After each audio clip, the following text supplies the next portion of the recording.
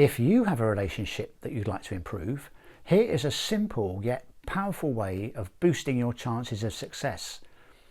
And it's relevant to all kinds of relationships.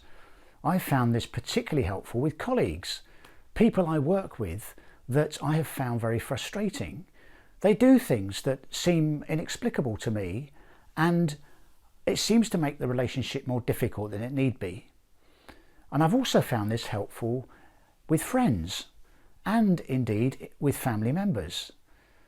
So as we explore this together, we're going to first look at a degree of understanding of relationships which sheds some very helpful light on the topic. And then from that we can see there are a couple of really important steps that we can take completely independently of the other person, which is going to really help boost those chances of improving the relationship as a whole. So we're going to do this in 6 key steps. The first key point is that your feelings come from you, always. In fact, they're caused by your thinking. And there's more detail on how that happens in the other video I've already done, which you can find in the link here.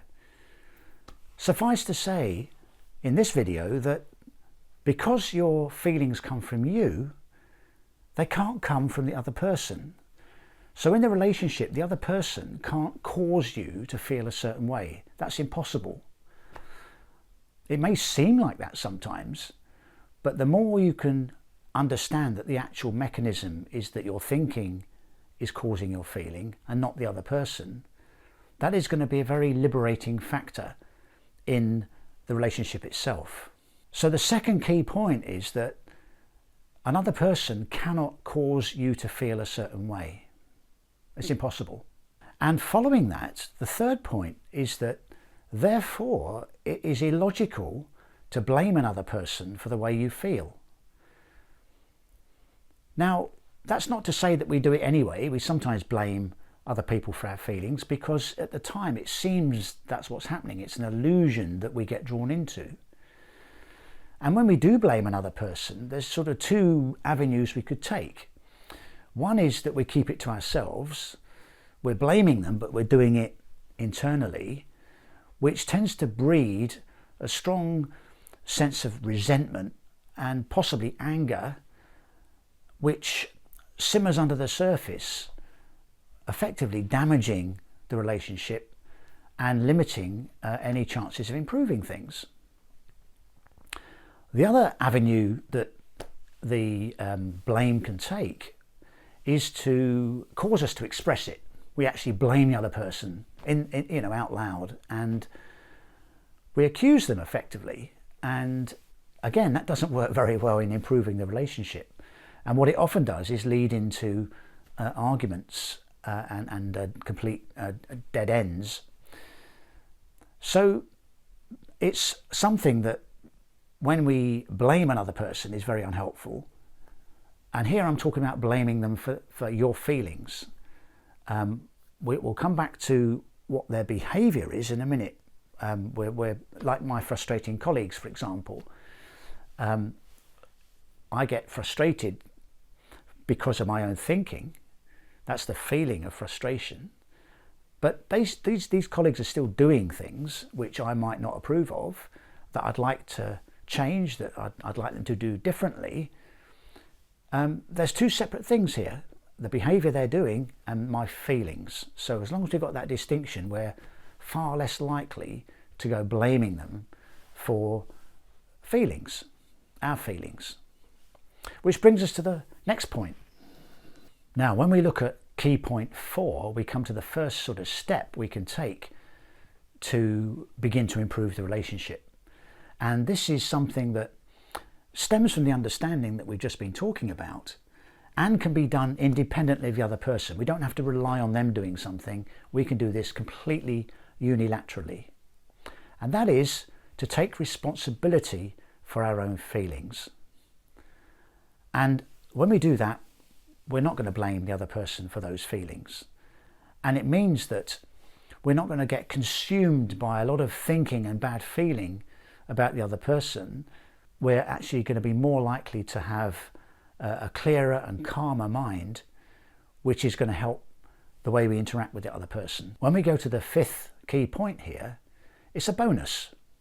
And it's an amazing bonus because it's that if we understand the mechanism causing our own feelings, we automatically understand what's causing another person's feelings, because the mechanism is universal. So just as our feelings are caused by our thinking, the other person's feelings are caused by their thinking. So just as we realise that it's not possible for another person to make us feel a certain way, it's also true that it's not possible for us to make another person feel a certain way. That comes from their own thinking. So the understanding that we have about ourselves also helps us understand the other person, and that's really helpful. Now we come to key point 6, which is where we can address the behaviour of the other person in the relationship. Now, given what we've said so far, we can see that my feelings are coming from me, and the other person in the relationship, their feelings are coming from their thinking. So imagine that we have visible on our foreheads, every human being, a little light that's either red, yellow or green. Now, if that light is red, it means that I'm consumed by bad feelings, my state of mind is in turmoil, and I'm not thinking very clearly. If it's showing yellow, then it means that I have quite a lot of thinking going on and my feelings are quite in a state of flux. They are a bit unpredictable and my mind is quite busy. And then when the light on my forehead is green, it means that I'm in a calm state of mind. My feelings are quite peaceful. I can focus and concentrate more clearly, and I am more optimistic. So given that, you imagine everybody's walking around with a light like that.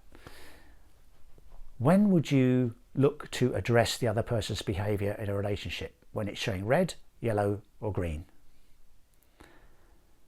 And bear in mind your own light as well. So you could have a combination of red, red, yellow, two yellows,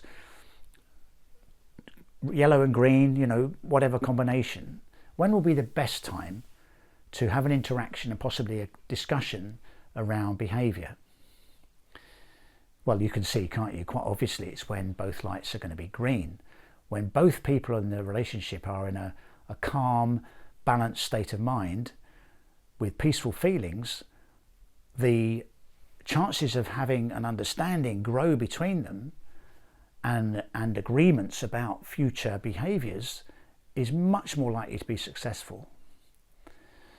Now, you may not always have the opportunity for, if you like, two greens. You might have to sometimes interact and make the best of when perhaps both are yellow or one's green and one's yellow. But you can see that if both are red, then it's not a good time. It's not a good time to try and sort out behaviour. So with the understanding that we've been looking at here, you can time your interactions both on your own state of mind and the other person's state of mind, which is going to be much more helpful to you to negotiate and agree changes of behaviour. So where do we go from here then? Well, there is also an aspect to relationships which we can explore by looking at another video which I've made, which is why do people do such crazy things? And the link is just here.